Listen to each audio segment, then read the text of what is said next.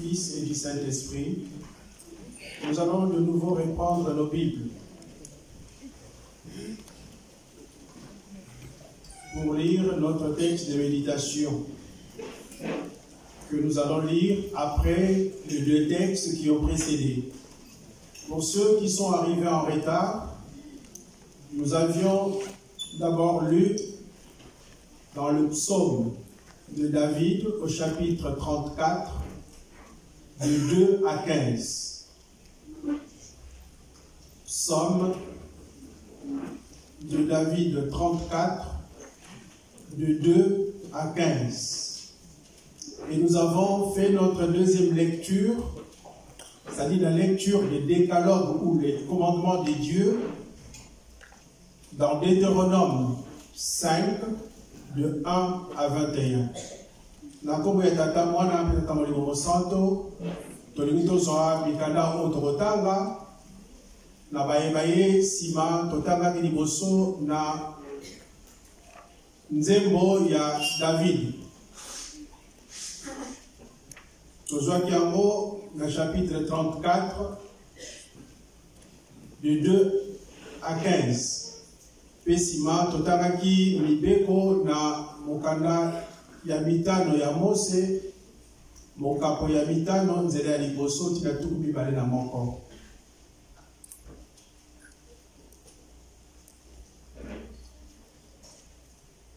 Notre texte de méditation, nous le prenons dans l'épître aux Hébreux.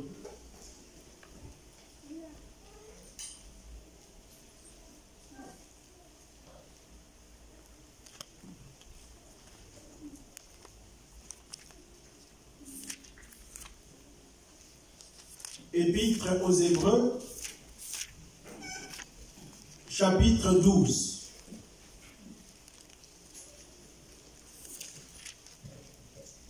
Quand nous serons à la maison, je vous demande de pouvoir le lire en entier. Nous allons prendre quelques parties seulement.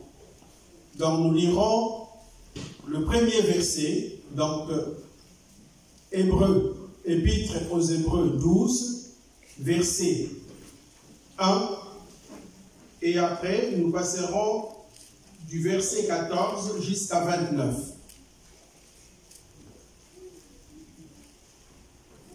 Tokotanga na mokanda ebele tango tokozonga na ndaku totanga yango mobimba, mais mpona kowela tango tokotanga liboso verset ya liboso simane toke de 14 à 29. Hébreux chapitre 12, verset 1.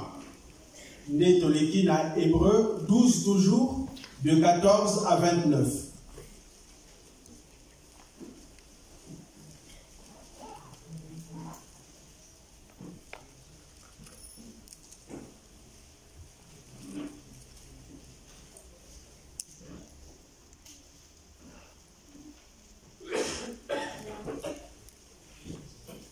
Ça a moins tango pour être baninga banso bazali na Biblia ya bako bakozwa ndeki na tumemaka mokanda na tata Nzambe tango zali koluka tala na table de matière otali page et kozala noki au lieu to balola ka page de nyonso tango tali na table de matière on se situer directement. Moi il te fait sa page les ali te puisque la Bible les ali différents, même lui second pe les ali différents pa page les ali ndenge moko te yangwana otali na sommet ozui oye toko akotanga elongo ezalaka esengo mingi toko akotanga ndenge tolobaki mbala ya sima batata na bamama tomemaka babible na ndako ya Nzambe topesaka mpe babible na bana na biso po ete bango mpe bakoka kotanga nde tokotransmettre bango likambo ya tata Nzambe mpe kopesa bango goût ya lecture ya likambo oyo monene.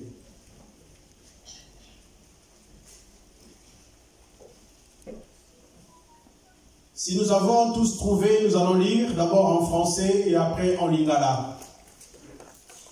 Épître aux Hébreux, chapitre 12, verset 1 et après de 14 à 29. Lisons au nom du Père, du Fils et du Saint-Esprit.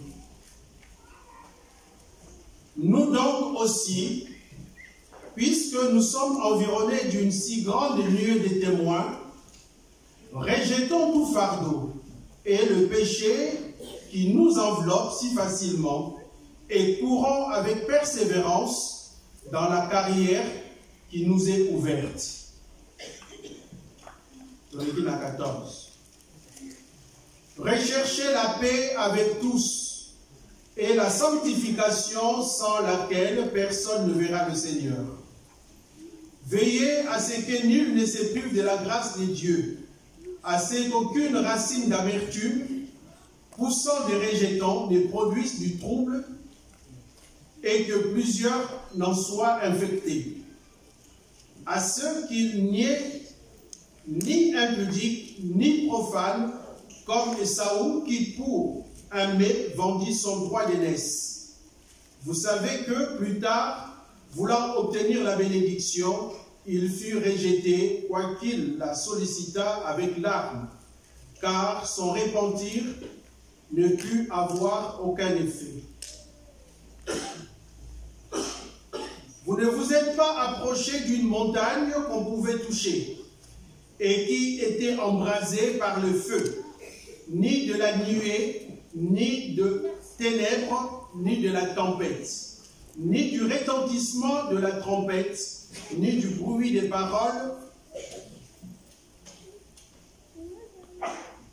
tels que ceux qui l'entendirent demandèrent qu'il ne leur en fût adressé aucune de plus, car ils ne supportaient pas cette déclaration. Si même une bête touche la montagne, elle sera lapidée. Et ce spectacle était si terrible que Moïse dit, « Je suis épouvanté et tout tremblant. » Mais vous êtes approchés de la montagne de Sion, de la cité du Dieu vivant, la Jérusalem céleste, des myriades qui forment le cœur des anges, de l'assemblée des premiers-nés inscrits dans les cieux du juge qui est le Dieu de tous, des esprits de justes parvenus à la perfection, de Jésus qui est le médiateur de la nouvelle alliance et du sang de l'aspersion qui parle mieux que celui d'Abel.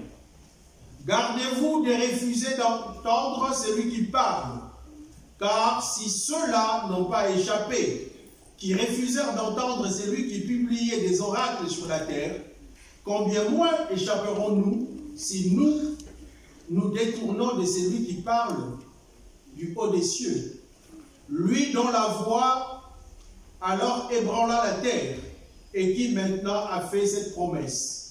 Une fois encore, j'ébranlerai non seulement la terre, mais aussi le ciel. Ces mots, une fois encore, indiquent le changement des choses ébranlées comme étant faites pour un temps, afin que les choses inébranlables existent. C'est pourquoi, recevant un royaume inébranlable, montrons notre reconnaissance en rendant à Dieu un culte qui lui est agréable, avec piété et avec crainte, car notre Dieu est aussi un feu dévorant.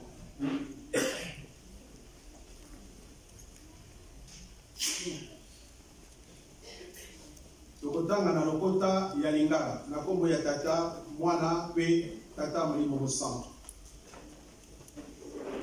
Bato nyonso wana bazali kozinga biso, bazali kolakisa biso ndenge tosengeli kozala. Yango wana biso pe totia molende. Tosala lokola bato ya masano.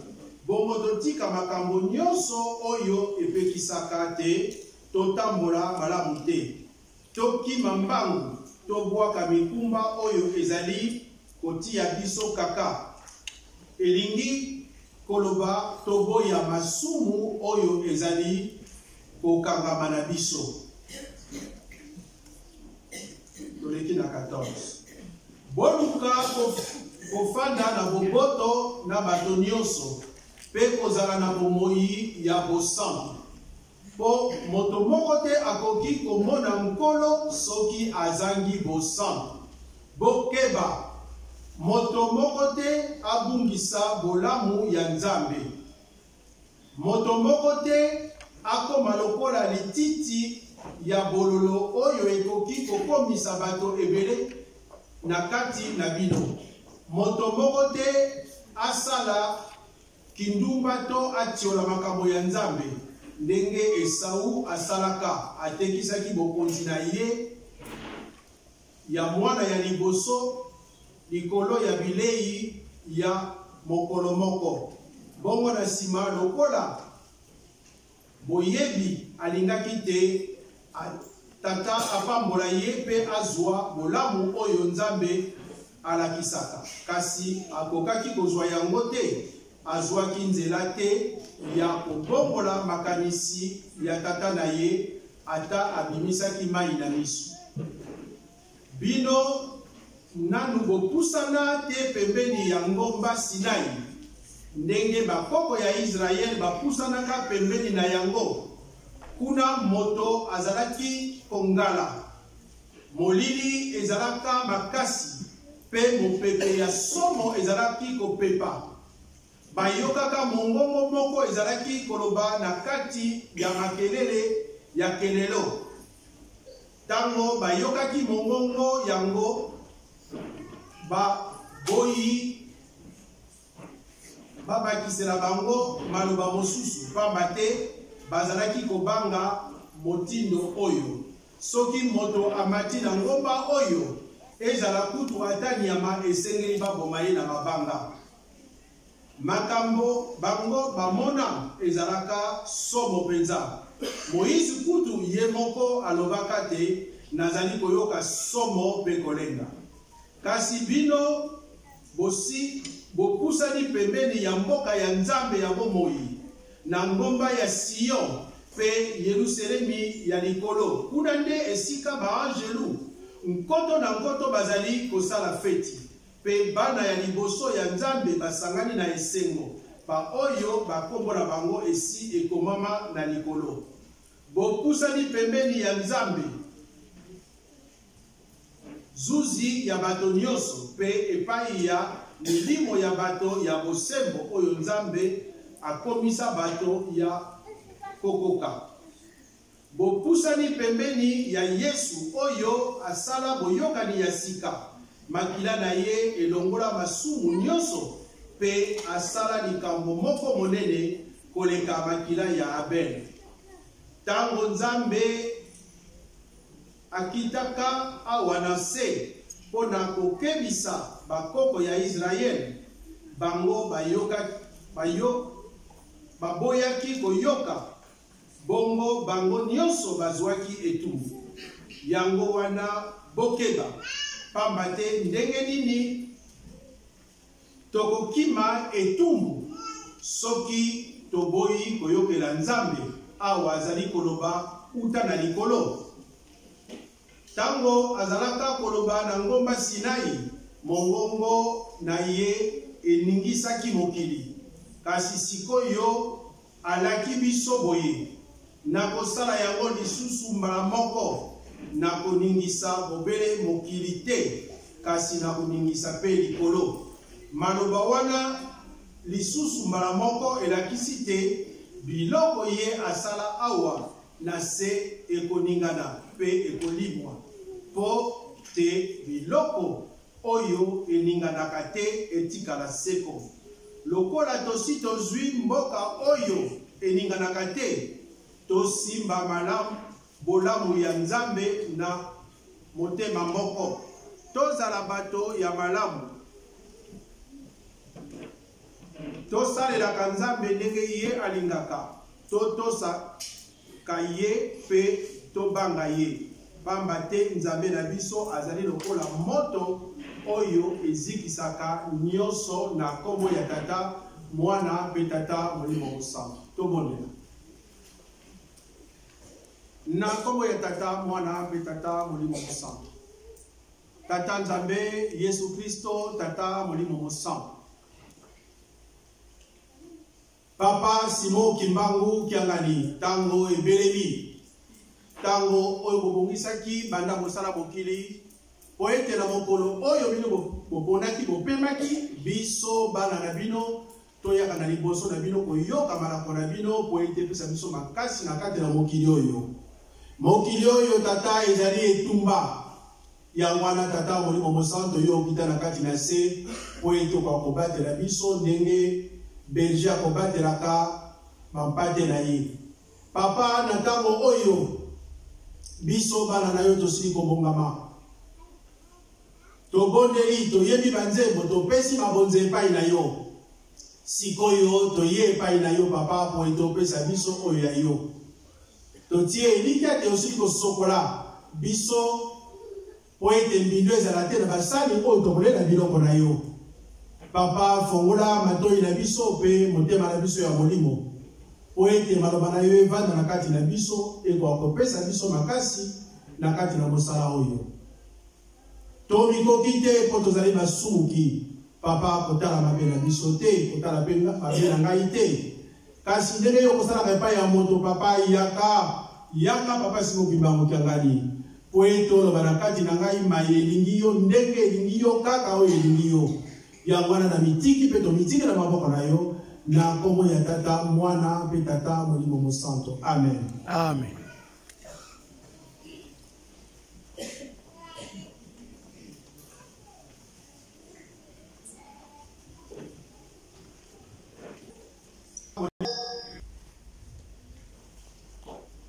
Tozali le 9 juin 2019. Tant que nous avons mon colonel, ils allaient pour rappeler mon colonel le 6 juin.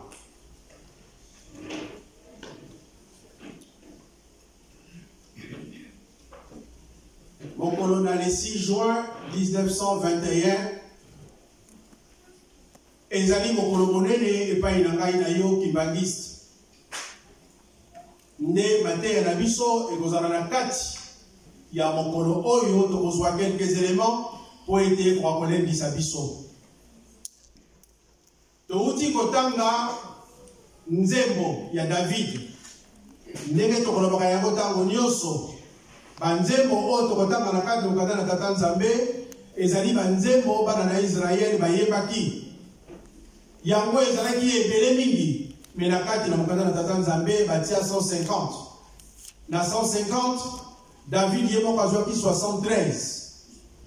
Misusu etikali ezwamaki na bana na Kore na Azaf pe ezwamaki na Salomon, ezwamaki na Etan, ezwamaki na Moïse.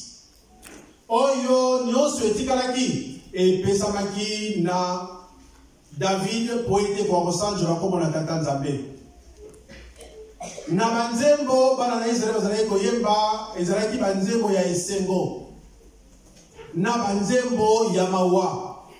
Nzembo ya esengo mpona kokumisa monene na tata Nzambe, nzembo ya mawa mpona kolela epai ya tata Nzambe akoka koyokela bango mawa mpe akoka kosalisa bango po ete tata Nzambe kaka moto azali na miséricorde na bonté ya kosalisa moto na kati na pasi.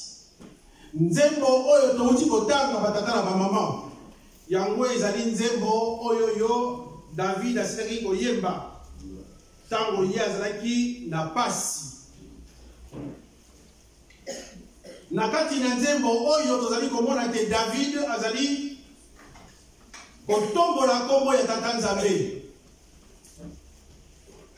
po ete alobi na kati na monoko na ye loyembo mpe kokumisa kombo na Nzambe ekoki kozanga te ya kosala yango tango nyonso.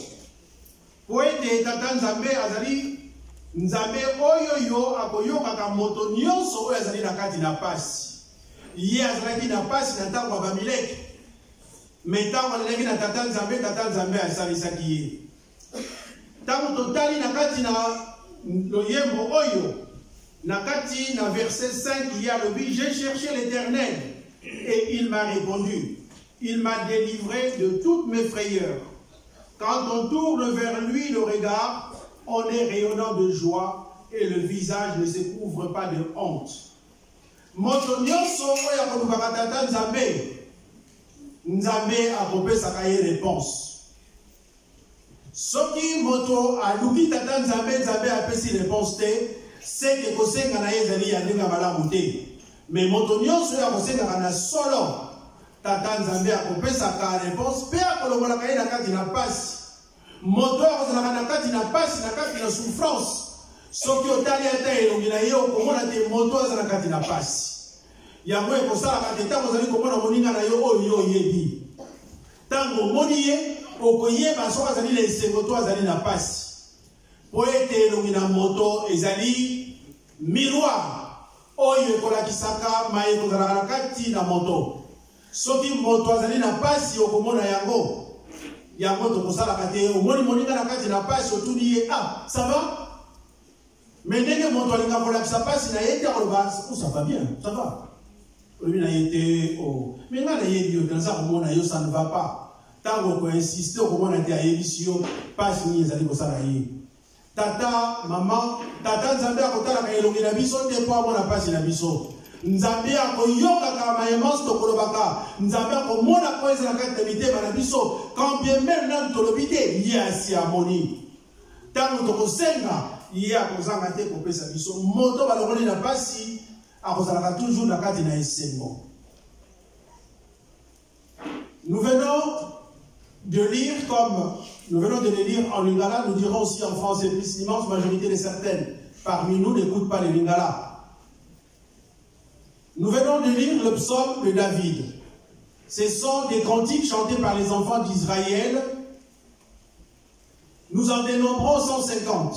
Et le cantique que nous venons de lire, 34, ce cantique ou ce psaume était écrit par David dans le temps où il était complètement en détresse, en difficulté pendant l'état d'Amalek.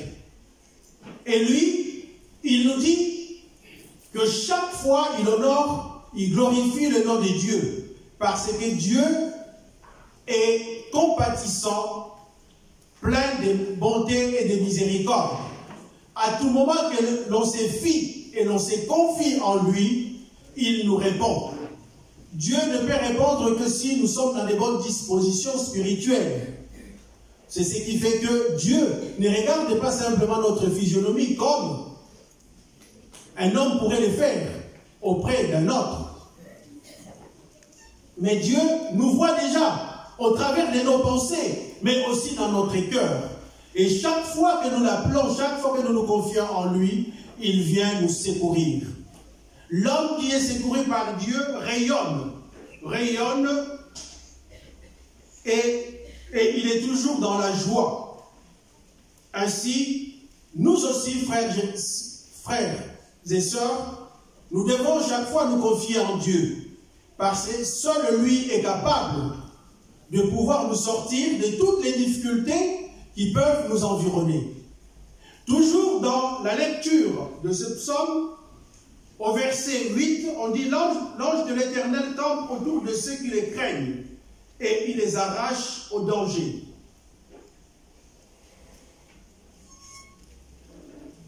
Dieu place un ange auprès de chacun de nous. Cet ange veille sur nous. Et chaque fois que nous sommes en danger, eh bien, Dieu envoie l'ange pour nous arracher de ces dangers. Cela est très important, chers frères et sœurs, puisque nous disons que notre corps est le temple du Saint-Esprit. Le Saint-Esprit demeure en nous. Donc l'ange de l'Éternel est toujours à côté pour pouvoir nous secourir. Et quand nous lisons à la fois ces versets, cela nous renvoie à la grande journée du 6 juin 1921.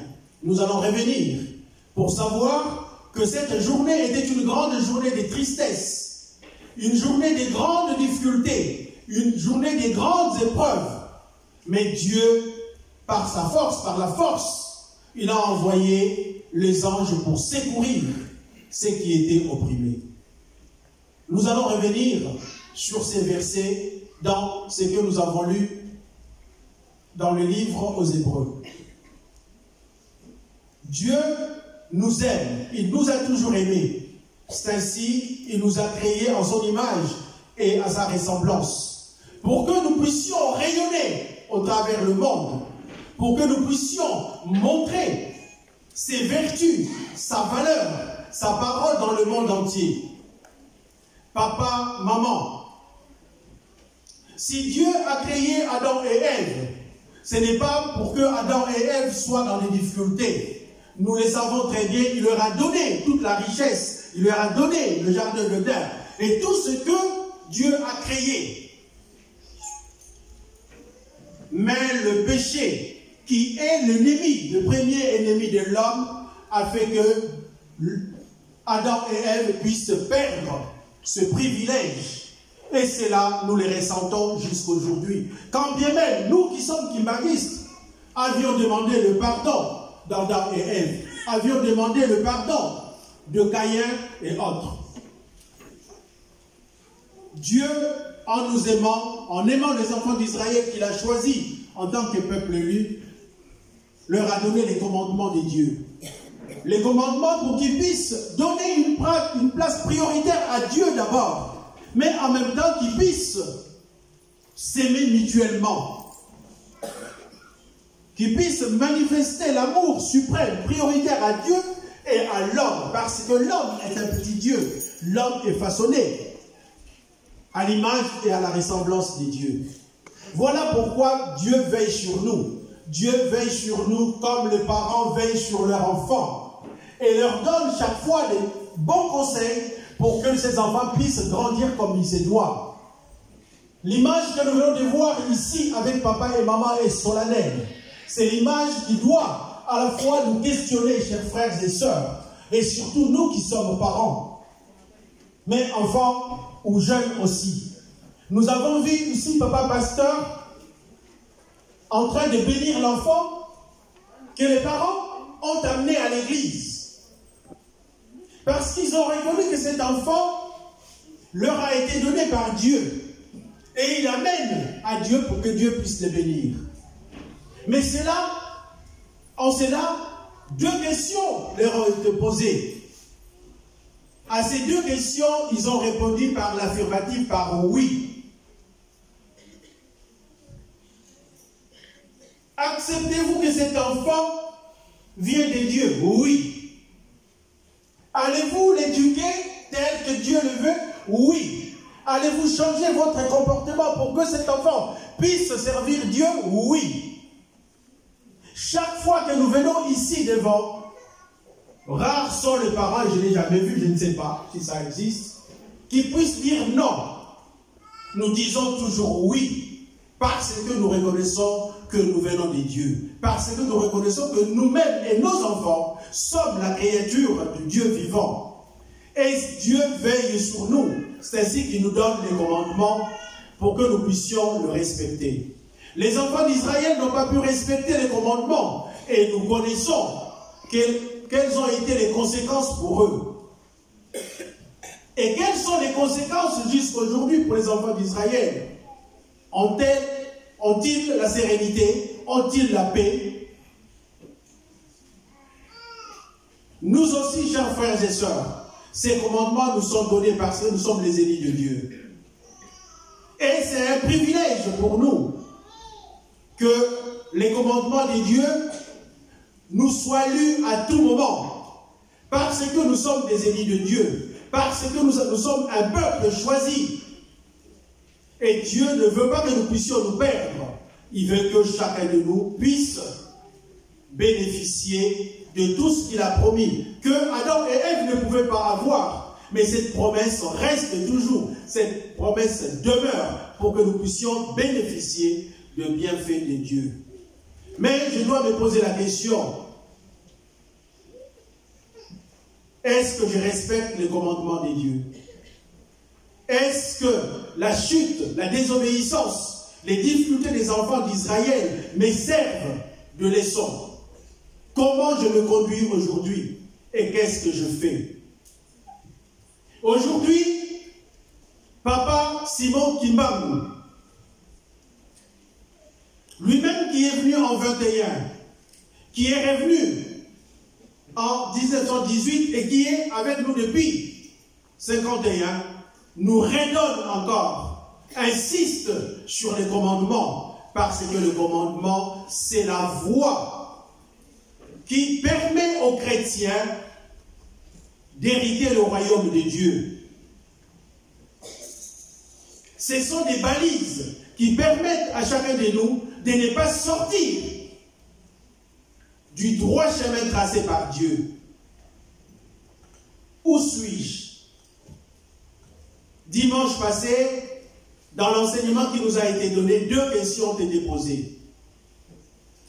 Cette question, ou la première des questions, c'est la question que Dieu avait posée à Adam et Ève quand ils ont péché, en leur demandant « Où es-tu, Adam ?» Nous aussi, cette question a été la première de la prédication qui a été donnée. Dieu nous demande aujourd'hui, Papa Simon Kimbar nous demande « Où es-tu » C'est-à-dire, Papa s'adresse à chacun de nous, individuellement, dans cette relation Père-Fils. Où es-tu? Dans le respect des commandements, dans le respect de sa pratique, où es-tu? Où? Je suis moi aussi. Et la deuxième question, c'était la question qui nous a été renvoyée directement en disant, où suis-je? Donc si Dieu pose cette question, chacun de nous doit avoir l'esprit de discernement pour demander où je suis. Tata, maman, ngai na yo tata nzambe apesi biso mibeko poto mituna. Tozali esika nini nzambe azali kotuna. Na mayemanso nga na pesi yo mwana na ngai yo mopona mina ngai ozali esika nini. Soki nzambe atuni, puisque c'est une relation entre Dieu et l'homme. Soki nzambe atuni, ngai pe en tant que na relation na tata nzambe fona mituna nazali esika nini. Esika nini ngai na yo tozali na mokolo na lelo. Mokolo oyo ezali kolakisa mpasi oyo ezalaki, mpasi oyo Papa Simon Kimbangu amonaki poete. Ngai na yo tokozala libre. Poete ngai na yo tokozala dans la paix. Papa Simon Kimbangu est le garant de la liberté et de la paix. Mais posons-nous la question, simplement, à partir des 10 commandements, est-ce que nous avons la liberté? Est-ce que nous avons la paix? Si nous disons nous avons la liberté, de quelle liberté s'agit-il? Et de quelle paix? Tata, maman, toyebi banzembo ebele awa. Pona kolele pa ya tata nzambe. Pona kosenge pa ya tata nzambe azala na biso. Asunga biso tango nyonso. Tokosenga na mokuse na jeteki mopisa biso nzembo ya premier tour. Banzembo nyonso toyembi awa banzembo ya kilo batata na mama. Soki tokoki kososola.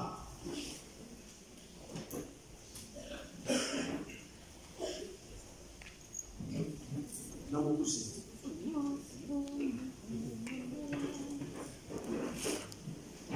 Tolanda biso banso puisque tango zali mopona mina tata nzambe.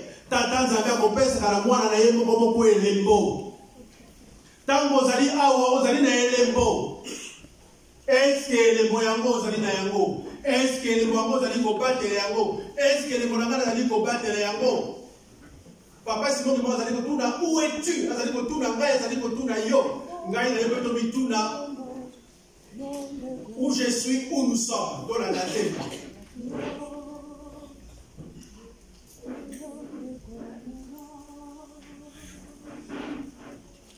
Wait,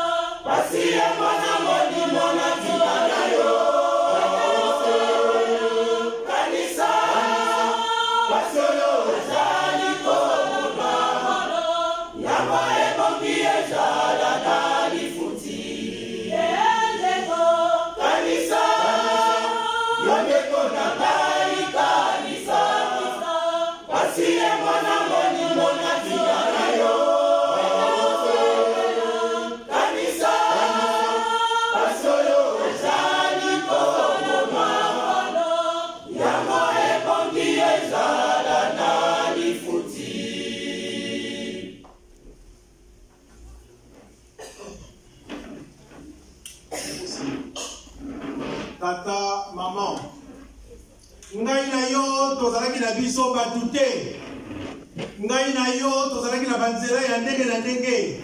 Tata Nzambe abengi biso po tozalaki apesi biso kombo na ye, apesi biso elembo na ye, po ete tokoka kozala ntango nyonso pembeni na ye. Koya na Tata Molimo Mosantu ezalaki po ete aya korehabilite ngai na yo moto mwindu. Ngai na yo tozalaki na pasi ya ndenge banda bakoko na biso ti na ntango oyo tozali kaka na pasi. Papa Simon Kimbangu soki amonaki pasi, soki babundisaki ye, ezali po ete ayaki te ngai na yo tolongwa na kati na pasi, tolongwa na kati na mabe. Po ete ngai na yo tozali baponami, tata mama ba interdit kimbangiste oyo tozali na yango, oyo epesama na ntango wana, oyo elobi na biso yo kimbangiste okoki kozala bigame polygame te. Ezali ndenge moko yo kimbangiste okoki kozala adultère te, okoki kozala na basi mibale te. Eske lelo ezali na biso te, ezali na biso te. Yo kimbangis okoki kobina te, okoki kofume te, okoki kose droge te. Eske tokobinaka te? Yo kimbangis esengeli olala pe osokola motakala te. Tata mama boni boni tokosalaka yango. Yo kimbangis okoki kozwa talisman te, magie te. Tata mama tomisala komitala biso moko. Oyo nyonso epekisami banda na sorcellerie oyo ezalaki ya Adam na Ève. Ti lelo yo na kati na biso ba sorcier bazali. Tala pasi ye ayelaki. Po ete asokola ngai na yo, po ete alongola ngai na kati na pasi. Po ete nyonso oyo tolongola banzela ya mabe. Tokuaka nyonso oyo ezali ya mabe tokoka kosalela ye. Tata mama mibeko oyo yo esilami kopesama na 21 yango kaka ezali na biso tina mikolo oyo. Papa Simon Kimbangu Kiangani tango ya yaki na 2001 apesi yango lisusu po ete totika baframasonerie, totika biloko nyonso.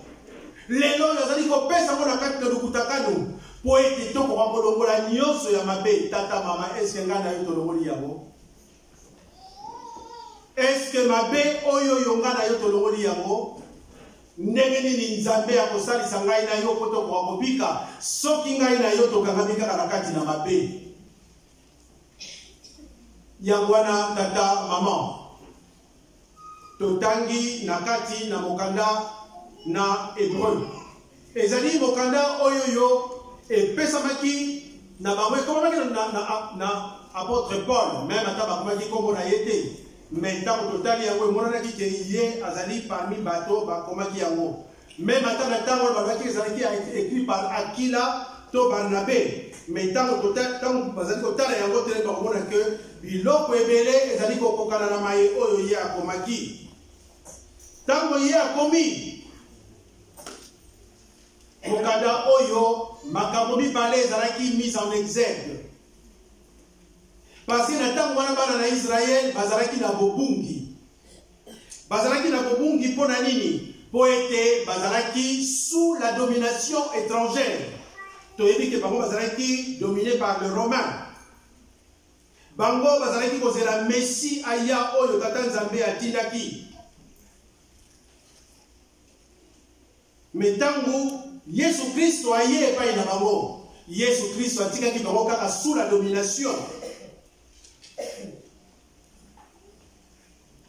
Bayaki kozwa indépendance na bango kaka le 14 mai 1948. Yesu Christo aye atiki bango kaka na kati na boumbu. Bango basalaki sous la domination étrangère, basalaki sous la domination pendant 2011 ans. 2011 ans, basalaki sous la domination étrangère. Ndenge Yesu Christ ayaki atikaki bango sous cette domination, bango bazali komona ke Yesu Christ ayaki te. Yango wana ntango ayaki ba négliger ye bala moko, ba moni te ezalaki ye te. Tina mokolo na lelo, bazali kozela Yesu Christ akoka koya.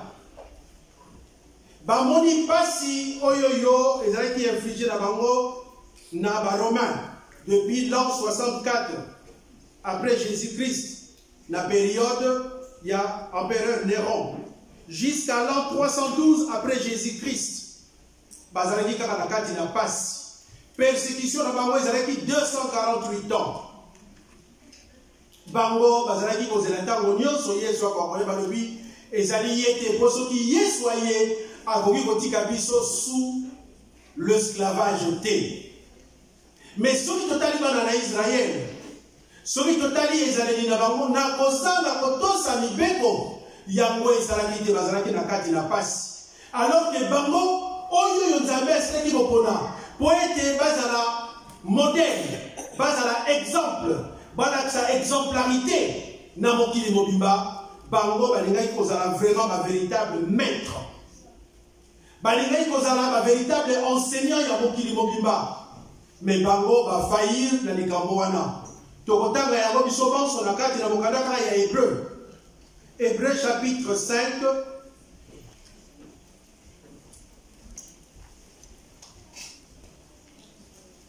Hébreu chapitre 5 verset 11 jusqu'à 14.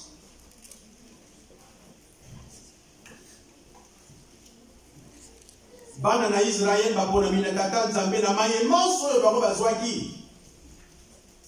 Et il fallait bazala modèle. Oyo yo ekoreyone kolakisa monene ya tata Nzambe na kati na mokili. Mais pas ina bango ezalaki pasi. Hébreu chapitre 5 de 11 à 14.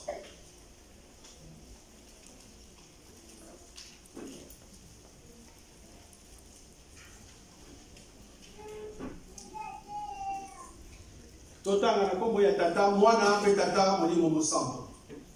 avons beaucoup à dire là-dessus et des choses difficiles à expliquer parce que vous êtes devenus lents à comprendre.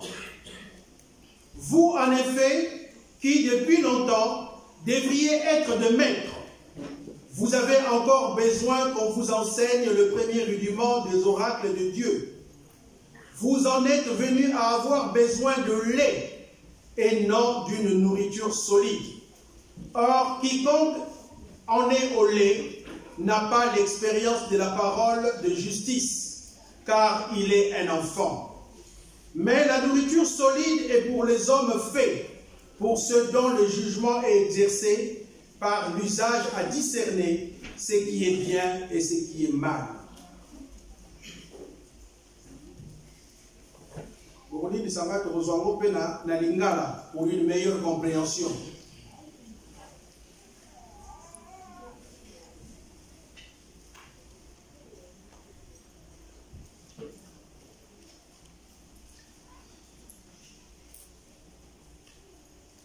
Hébreux chapitre 5, versets 11 à 14.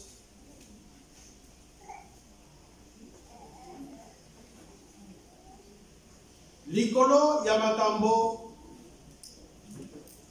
oyo tozali na maloba ya kobakisa kasi ezali pasi mpona kolimbola yango pamba te bosimbaka makambo noki te banda kala ebongaki bozala balakisi ya bato mosusu kasi bozali kaka na posa ya kozwa lisusu mateya ya liboso na makambo etali nzambe. Bokokina note pona kolia biloko ya makasi kasi esengeli bobele bapesa bino mabele.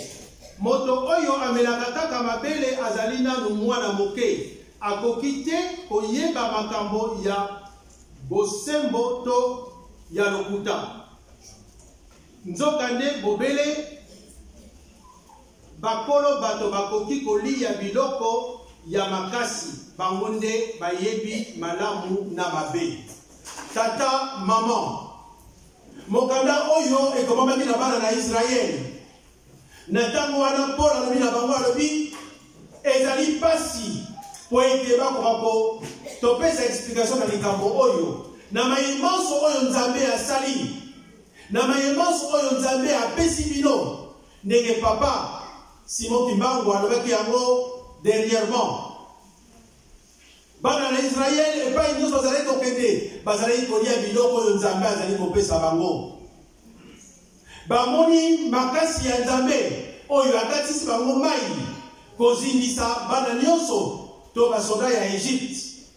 Alobi na manso oyo bino bomonaki ezali pasi mpona komona te ntina mokolo na lelo bozali kaka lokola bana mike bozokoka komaîtriser barudiment ya liloba ya tata Nzambe te bozali kaka lokola babebe oyo bazali na mabele. Tata mama bana na Israel bakolaki na likambo na tata Nzambe makasi te po ete batosaki te. Me ngai na yo po ete papa Yangende alobi epai ya Israel yo kimbangisi tia kombo na yo. Eske ngai na yo lelo yo liloba oyo ezali ya ngai na yo te?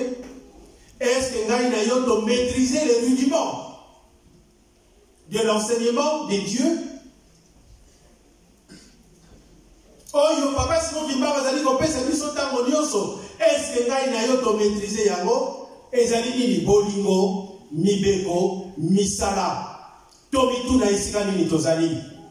Donc lelo yo ngai na yo tata mama tozali ko ressembler na bana na Israel na mai oyo bango bakokaki kosala te pe na kobungisa babungisaki place na bango pe na pasi oyo ezalaki na bango.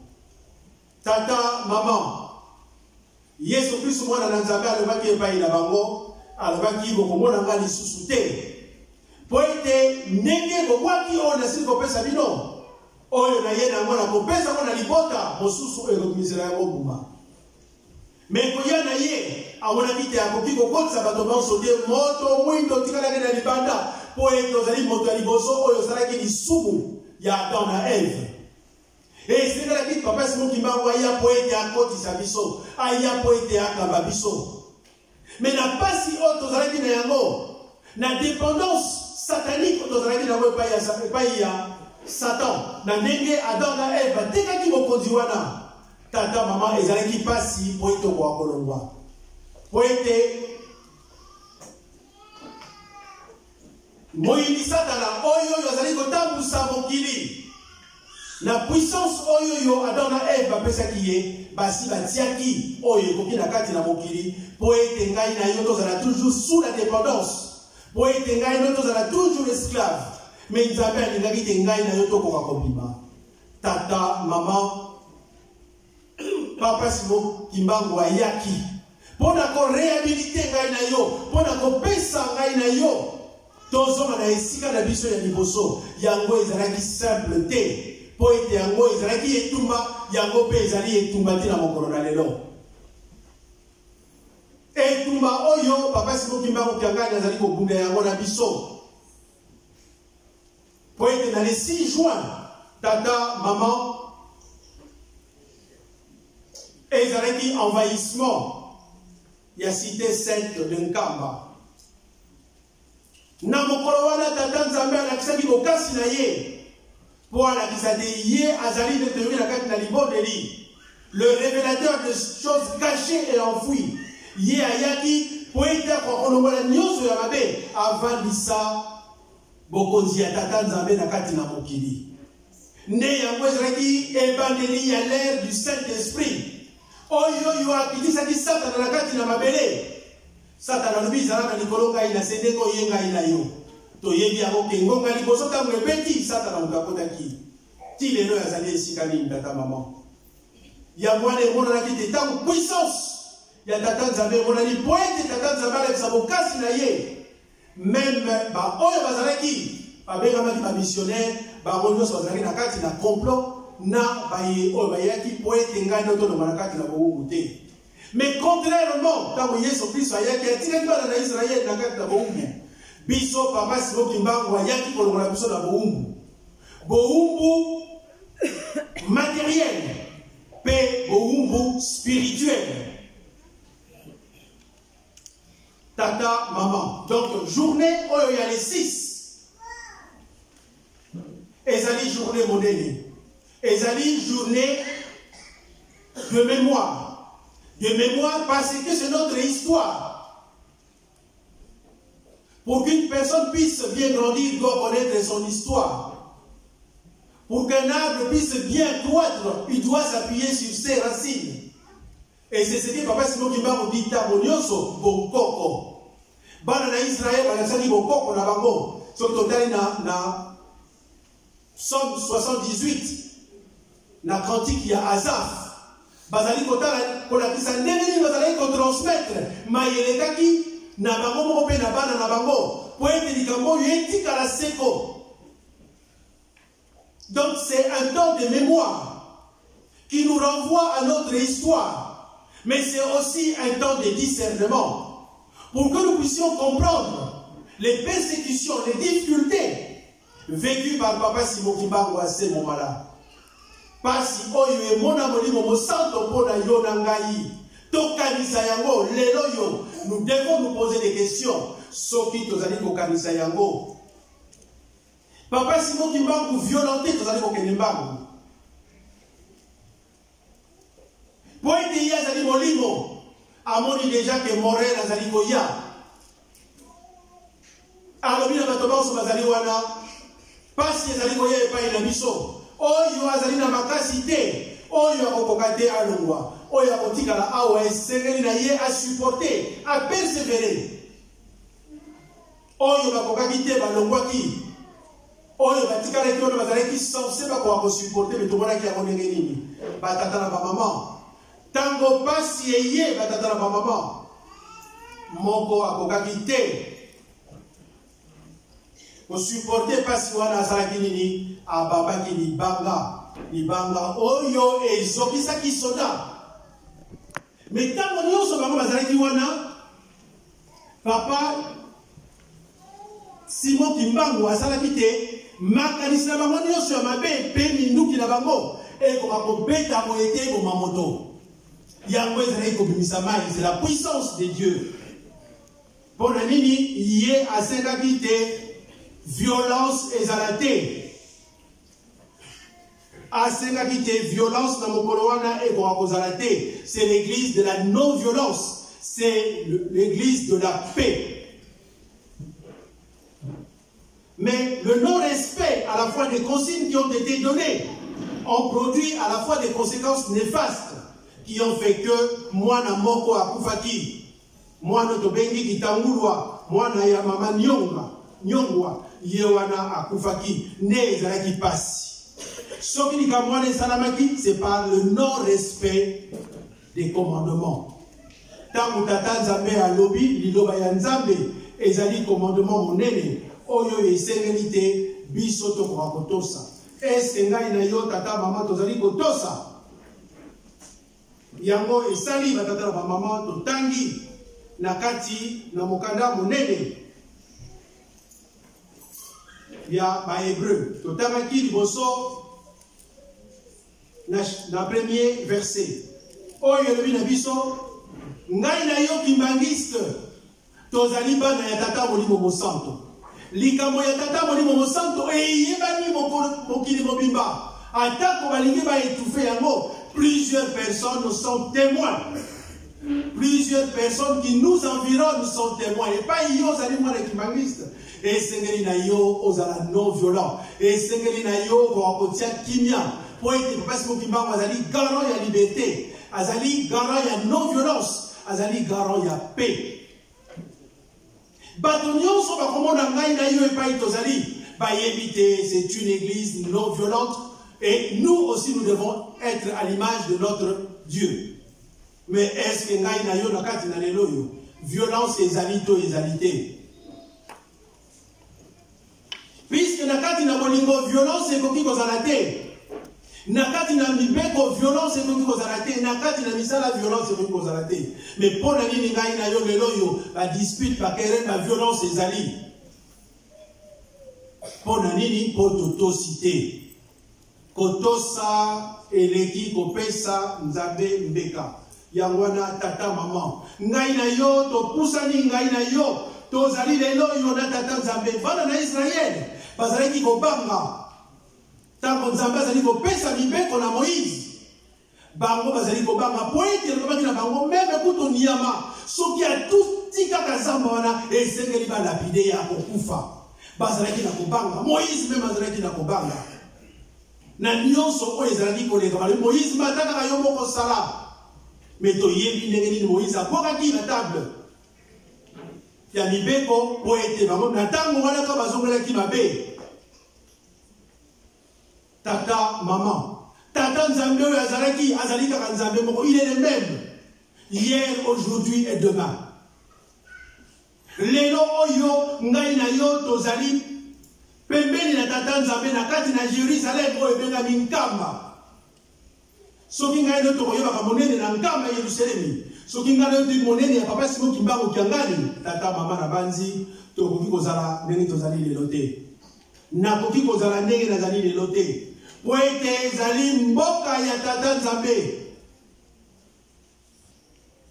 Nzembo lubitala mboka ya nkembo. Nkolo apesi biso. Mboka ya bosantu. Mboka ya bobetwi. Ezali mboka monene tata maman. Soki tolandi l'explication ezali kopesama.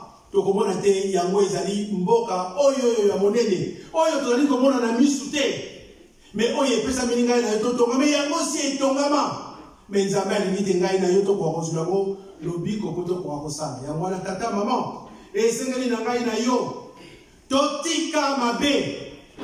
Totika mabe poete to kwa kobika. Poete ngai na yo to yebi. Ngai na yo to yoki solo ya tata Nzambe. Ngai na yo to yoki esengo ya tata Nzambe. Ye alobi na lingite moko na bino abunga. Tokanisa pasi o ezalaki le 6 juin. 1921. 98 ans. Il y a un temps de mémoire. Mais c'est aussi un temps de discernement. Ngai Kimbangis n'a pas si. Oyo kata koli momo santo amoni. N'a pas si. Oyo bakoko bamoni. Oyo kotel misarangai na yo. Poto zarabatata bana yankole. En guise de reconnaissance et de mémoire. Tozali esikanini. Tata, maman, esengeli na ngai na yo. Tolongwa na mabe. Poete Nzambe abikisa biso. Toke de kotanga lisusu texte oyo malamu. Soki tongwaki mabe Nzambe akotika biso te. Pe Nzambe akosalisa biso. Soki baye oyo bamonaki Nzambe te. Oyo bayoki kaka mongongo na ye. Bamoni pasi pe bakufeli yango. Bongo ngai na yo oyo tozali koyoka mongongo na Nzambe a partir ya Sion. Nkamba Jerusalem tokozala ndenge nini. Papa Diengende alobi pasi ya yo Kimbangiste. Et pour la pasi oyo eleki makasi na bato banso basaleli tata Nzambe. Po ete ngai na yo toteyami na tata Nzambe Yesu Kristo tata molimo mosantu. Yango wana tata maman. Ngai na yo esengeli vraiment tokoka koyika mpiko. Tolakisa reconnaissance na biso. To rendre un culte agréable na Nzambe na biso avec crainte. To banga Nzambe. Banga Nzambe suka alati poso oyo. Poete monene na ye ezali ye wana kaka ezali moto mokolo wana ekozala na biso pasi. Poete ya kolakisa bokasi na ye ngai na yo tokobika te. Yango wana tata maman. Lelo oyo ezali journée ya mémoire. Mais ezali journée ya réflexion. Ezali journée ya questionnement. Azali kotuna biso na moko na biso où es-tu? Yomo mituna où suis-je? Tango ko répondre au dala soki ozali ko salela ye na solo po etokende na lobiko tokende na pasi. Plus na suka tata mama nzele ezali kaka mibale, soit tobiki, soit tokufi. Yo zali ko construire nini? Kobika poza na tata nzambe na ngembo ya suka, to ozali ko tonga pasi na yo ya seko nakati na enfer. Ya wana na mokolo na lelo tika ete biso banso to kanisa pasi wana. Biso banso to tosa maye papa zali ko senga biso po ete ye aye pe azali kaka pona kobikisa ngai na yo. Soki ngai na yo tondimi nde ntango wana tobiki. Nzambe aimpozaka eloko na moto te. Koya na ye alakisaki processus oyo ezalaki. Kaka na moninga na papa kupenda akamati ndika afini ndike za ya popola. Metango papa kupenda adiscuter azwi ndika oyo ezalaki efrité azongisi yango mobimba pe asokoli yango. Tozalaki na biso bato te, tozalaki solo. Nzambe apesi biso réhabilitation pour tozala ndenge tozali mokolo ya lelo. Lelo yo ngai no tozala mokolo. Lelo yo ngai na yo tokomi kosala bamindele. Lelo yo ngai na yo tozali kotambwisa bamindele. Bamisu bazali kotambwisa ngo na kati na kelasi. Wana ezali oyo tata molimo mosanta yaki na yango. Mais wana ekoki te ye alobi toluka indépendance spirituelle oyo ekorétablir. Liaison oyo ezalaki cassée. Yango tozula ngo kaka tata na uniforme tolati te. Mais soki totosi ye na bolingo mibeko pe tosali misala na ye. Tika ete ezala boye na kombo ya tata mwana pe tata molimo mosanta. Totele mafona oboye.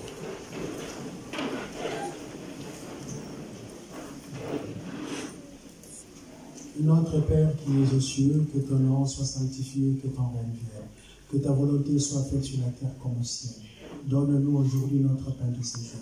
Pardonne-nous nos offenses, comme nous aussi nous pardonnons à ceux qui nous ont offensés. Ne nous laisse pas tomber dans la tentation, mais délivre-nous du malin, car c'est à toi qu'appartient dans tous les siècles le règne, la puissance et la gloire, au nom du Père, du Fils et du Saint-Esprit. Amen. Amen.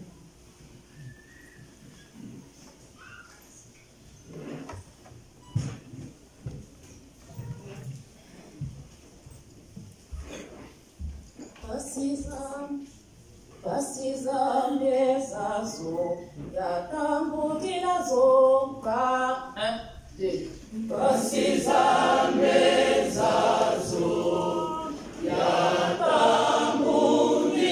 zo mungululwa isa wase Yisumwa